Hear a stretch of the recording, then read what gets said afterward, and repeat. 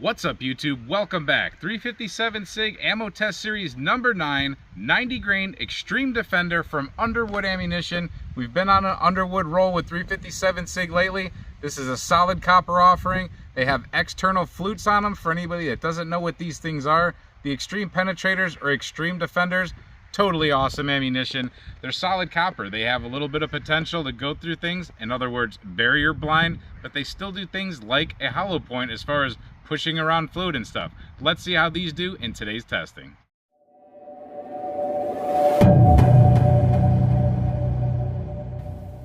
Like I said, this is the Extreme Defender 90 grain bullet going at 1700 feet per second. That is smoking fast. In our other 357 Sig test, Underwood has lived up to their velocity claims, so today's chronograph testing, we'll see if this one does also. The two firearms we're going to be using are the same ones we've used for the other tests because we're trying to go for consistency here. We have the Smith & Wesson M&P 357 Sig 1.0, that's a 4.25 inch barrel, and then we have the Sig Nightmare with a 5-inch barrel. This is a 1911.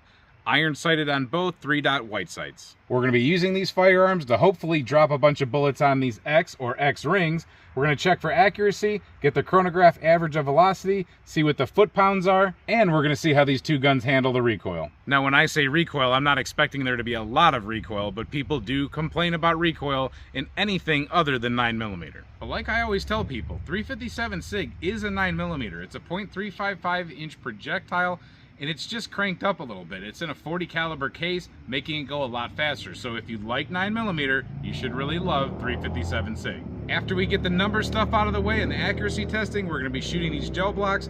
For this, we have 3 gel blocks lined up because you don't know what these extreme things can do sometimes. They might slip a little farther. But altogether, we have 60 inches of gel block. We have a plane flying overhead. We have cars honking. It's a mess right now, but hey, we're gonna roll with it.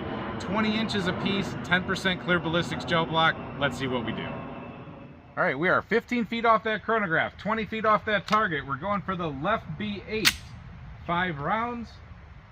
And let's see what we do with some 3-dot white sights. A little bit low and to the right, and I can tell you that I did not break the trigger at the proper place, but still pretty darn close to that X circle. 1672.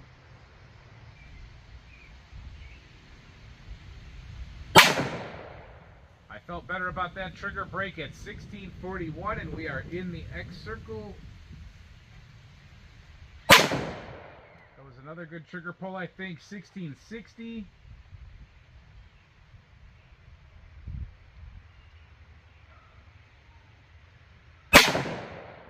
So not bad on the velocity right now at 1695 for a 4 1/4 inch barrel.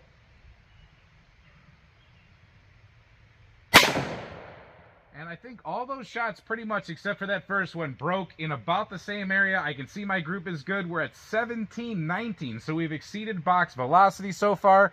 I'm sure the 1911 is going to pick it up just a little bit, but let's go look at the group. So I don't have the best sunlight right now, but still not a bad group. Sunlight in this area, or towards my back, screws with these night sights just a little, or these white sights a little bit. But I like that. We got that one that I pulled. I know I pulled, but the rest of these broke right in that X circle. Can't ask for more than that. Let's see what the 1911 can do. All right, everything's the same except for we're moving over to the Sig Nightmare 5-inch 1911.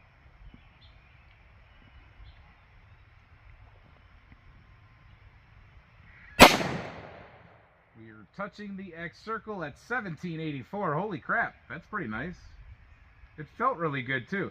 I forgot to mention, out of the M&P, it didn't feel that bad. It felt like your average 357 Sig round. Feels the same out of this, except for it just feels like the 1911 version. It always feels softer out of this gun. It's just an amazingly nice gun.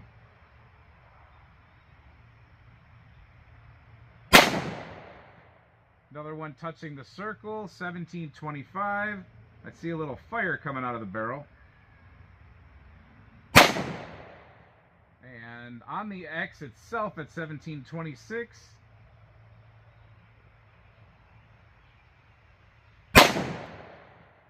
And somewhere in there, 1733.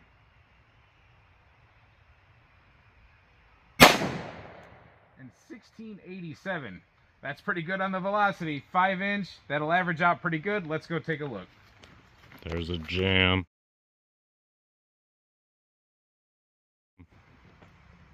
Oh, camera guy pointed out I do have a jam. So let's see what we're dealing here. We're dealing with a failure to completely eject, and it did lock back, but that round did not get itself out of there. So, you good? That's not an easy just strip the mag. It's not an easy just rack that slide. So yeah, I'm gonna have to dig that one out of there. We'll worry about that later in 1 second. Let's go take a look at the target.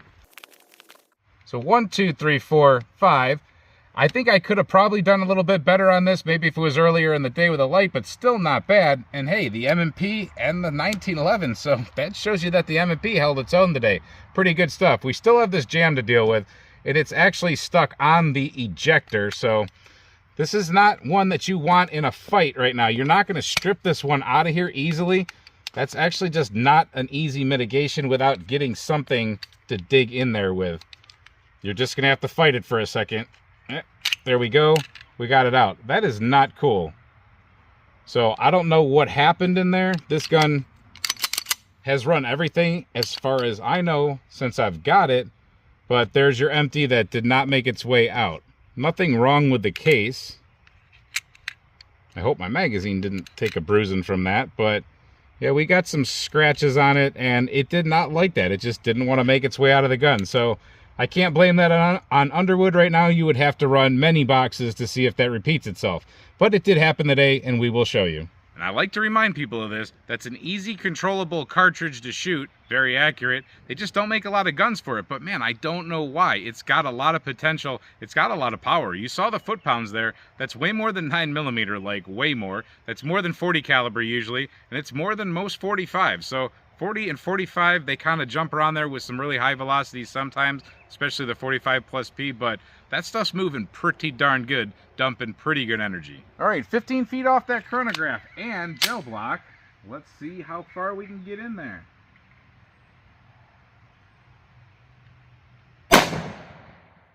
We hit that at 1652. Let's go take a look.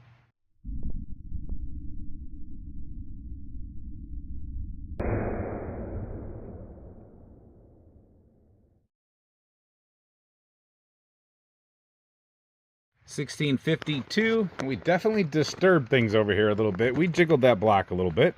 Hit it in a decent spot. Let me get the tape measure out. And I guess it's not going to matter too much because it's a 20-inch block. And as you can see, I'll just give you the spoiler right now. It made it to a little bit more than 20 inches. But very nice wound channel the whole way. That's what these things do. They just have one consistent wound channel because they're not opening up like your average hollow point.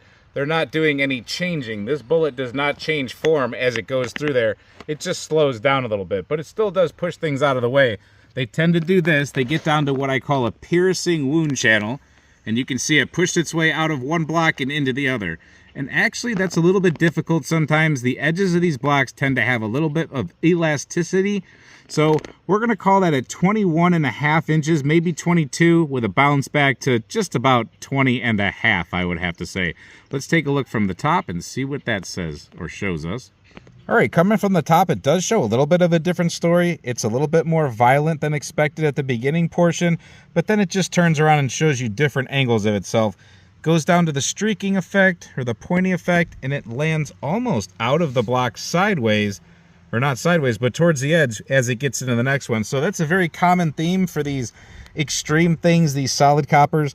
Some of them do like to deviate. They don't exactly go on a straight path all the time. It's kind of hard to catch them every now and then. But let's see what the 1911 produces. All right, does a 5-inch barrel make a difference with this one specifically?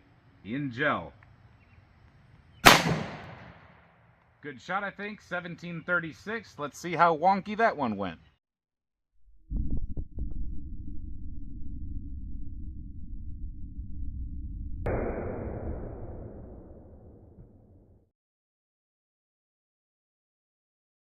$17.36. We had a good hit up here, and it looks to go a little straighter. Yeah, both ways, top and bottom, left and right. It looks a little bit straighter and definitely punched a little bit deeper. Let me straighten up that tape for y'all. So looking at this wound channel, I would say it's pretty similar to the other one. Like I said, depending on where you look, like if you were to just take a different angle here, they always look a little bit different from every single angle, but pretty consistent with the other one. You could argue it could be a hair more violent, but then it still does come down to its typical piercing, pokey wound track. However, this one landed a little bit deeper.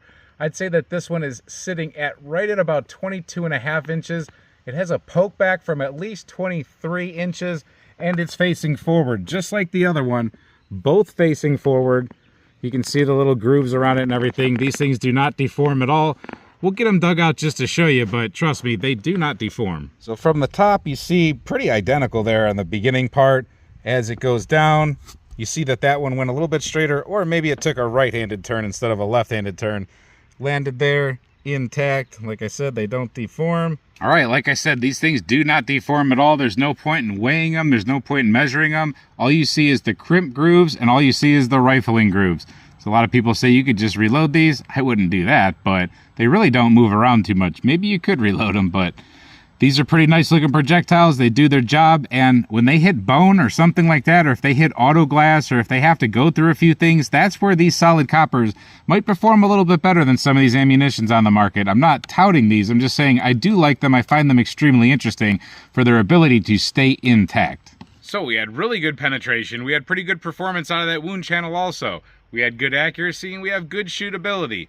Underwood's doing pretty good with this 357 SIG stuff so far for this test series. Let me know what you think about this ammunition or solid copper ammunition, maybe as opposed to jacketed hollow point or whatever else you might use. Hard cast is another option, but I really like it. I usually keep some of it in certain magazines or parts of certain magazines, but I like to have some on hand no matter what. Thank you to everybody who watches these videos, shares them around, likes them. That all helps. Thank you to all the channel members and Patreon members. Hope you enjoyed this video. Hope to see you at the next video. And until then, stay safe, have fun, and keep shooting.